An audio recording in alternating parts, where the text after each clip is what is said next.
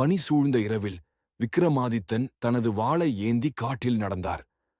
அவரது தோளில் தொங்கியிருந்த வேதாளம் திடீரென பேசத் தொடங்கியது. அது பாண்டிய ராஜா பற்றிய ஒரு கதையை சொன்னது. ஒரு காலத்தில் பாண்டிய ராஜா தனது 3 அமைச்சர்களையும் அழைத்து ஒரு சிந்தனை வினாவை கேட்டார். நீங்கள் மூவரும் ஒரு நதி கடக்க வேண்டும். ஆனால் ஒரு தோணி ஒருவரையே தாங்கும். நீங்கள் மூவரும் எப்படிச் செல்வீர்கள்? முதலாம் அவர் பெருமையுடன், நான் முதலில் போகிறேன் என்றார்.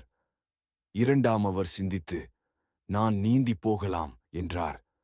ஆனால் மூன்றாம் அவர் நிதானமாகச் சொன்னார், நாம் ஒருமித்து சென்றால்தான் இலக்கை அடைய முடியும். அந்த பதிலை கேட்ட பாண்டிய ராஜா மகிழ்ந்தார். இதுவே உண்மையான அறிவு என்று கூறி மூன்றாம் அவரை பாராட்டினார். அந்த கதையை முடித்த வேதாளம் சிரித்தபடி வானத்தில் பறந்து மறைந்தது. விக்ரமாதித்தன் அமைதியாக மீண்டும் மரத்தின் பக்கம் சென்றார். இந்த கதையின் நெறி, ஒற்றுமைதான் எல்லா வெற்றிகளுக்கும் வித்தாகும். கதை தொடரும்.